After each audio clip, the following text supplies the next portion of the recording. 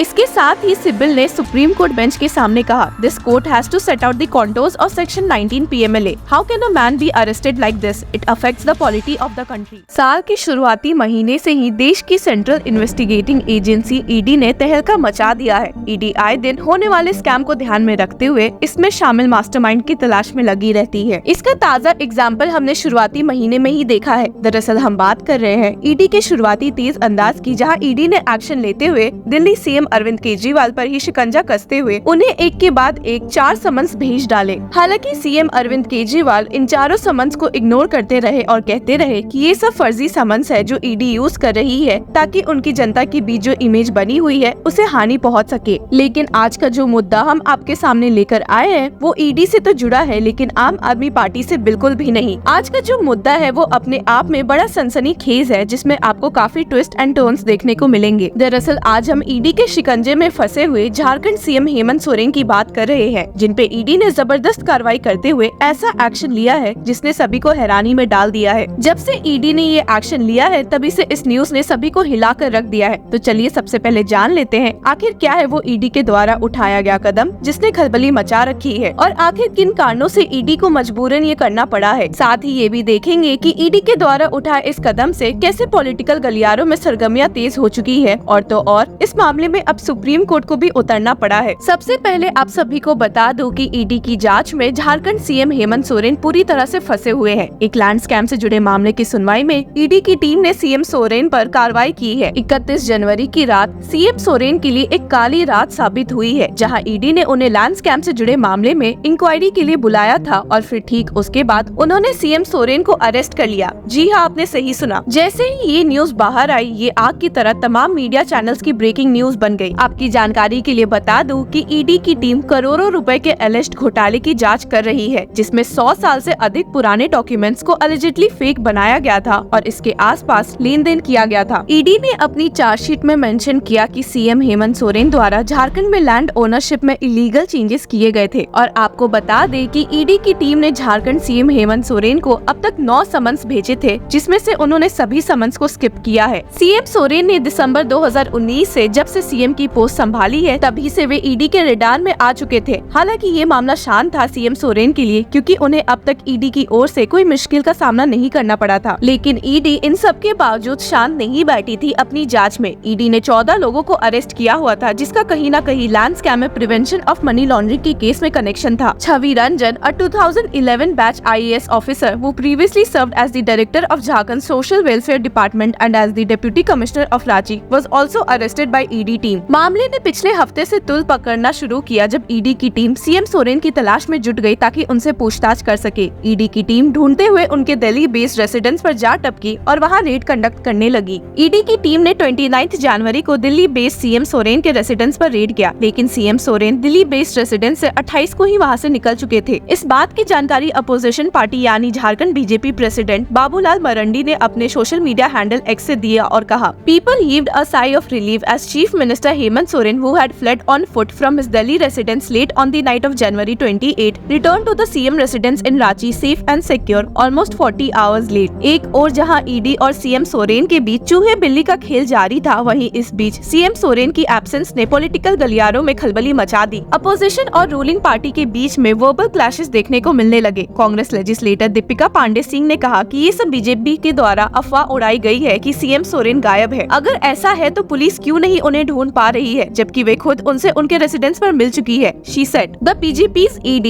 Delhi Police and IB together could not locate the Chief Minister. It is an utter failure of Union Home Minister Amit Shah. He should resign immediately. वहीं झारखंड मुक्ति मोर्चा के मुखिया हेमंत सोरेन को लेकर कई banner और poster social media handle से opposition leader द्वारा post किए गए, जिसने ये मेंशन किया गया कि वे लापता है. हालांकि CM सोरेन ने पॉलिटिकली गलियारों से फैलाई गई अफवाहों पर पानी फेरते हुए ED की ऑफिशियल टीम को मेल करते हुए कहा कि वे अपने रांची बेस्ड रेसिडेंस पर इंक्वायरी के लिए तैयार है और आप आ सकते हैं. हालांकि CM सोरेन ने ED ऑफिशियल को लेटर लिखते हुए ये कहा कि इस वक्त उनसे ये पूछताछ करना कहीं न कहीं पॉलिटिकल मोटिव से उठाया गया कदम है ताकि उनकी जनता के बीच छवि बर्बाद हो सके. He stated, "You are well aware that the budget session of the Legislative Assembly will be held between 2nd and 29th February 2024, and the undersigned will be preoccupied with preparations for the same apart from other prior scheduled official engagements. In these circumstances, your insistence to record a further statement of the undersigned on or before 31 January 2024 reeks of malice and reveals a political agenda to disrupt the functioning of the state government and prevent an elected representative of the people from discharging his official duties। 31 को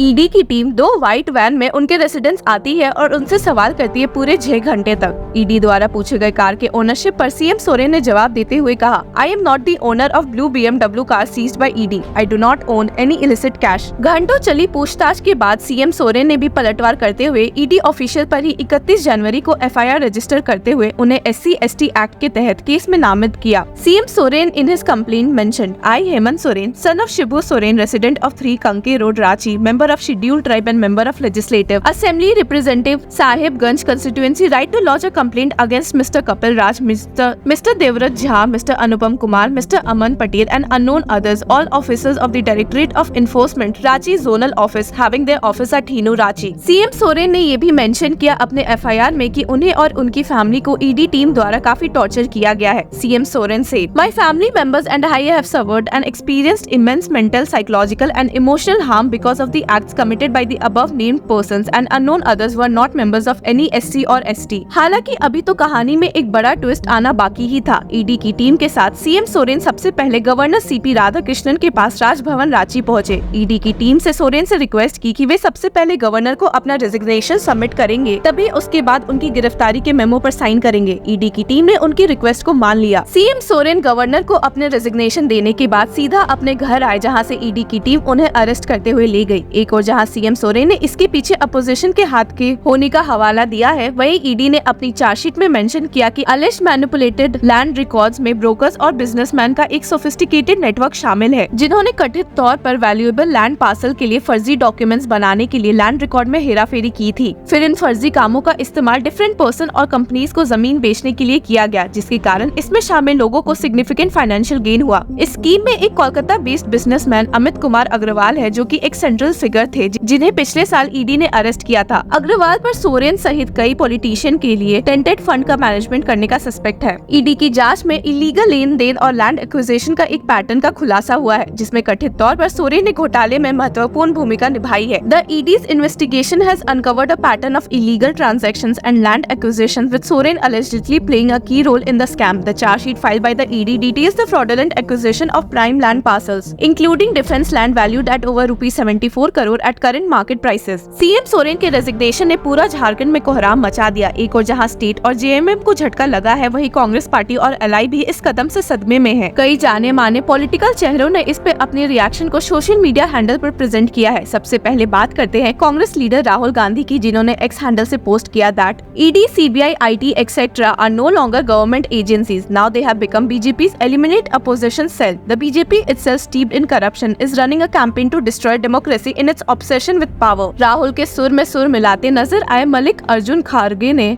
कहा, The one who did not go with Modi ji will go to jail. Imposing ED against Jharkhand Chief Minister Shri Hemant Soren and forcing him to resign is a blow to federalism. Intimidating opposition leaders by making the provisions of PMLA draconian is part of the BJP's toolkit. The BJP's work of destabilizing the opposition governments one by one as part of a conspiracy is continuing। वही BJP के side से पलटवार करते हुए Jharkhand BJP president Babulal मरंडी ने कहा, From the time Hemant Soren became the CM, he had been looting. We had never even heard of so much corruption. Even the land for the military was not spared. You think that you can do anything with money, but it is PM Modi's government now. We have no strategy yet. We are seeing all the political updates happening. We cannot say what will happen in the future। इस बीच अटकलें लगाई जा रही थी कि CM Soren की जगह उनकी वाइफ कल्पना सोरेन सीएम की पोस्ट संभालने वाली है और इसके लिए पार्टी की भी रजामंदी है। हालांकि ये बात भी बस पॉलिटिकल लोगों द्वारा उड़ाई गई थी। Jharkhand minister Alamgir Alam told the media, Hemant Soren has resigned from the post of CM. We have the support of 47 MLAs. We have proposed to form a new government. Champai Soren will be our new CM. We have not been given time for swearing in। और वहीं दूसरी ओर हेमंत सोरेन ने ED के summons के against Jharkhand high court में एक writ petition file की है, जिसे 1 फरवरी को सुबह 10:30 बजे सुना जाना था।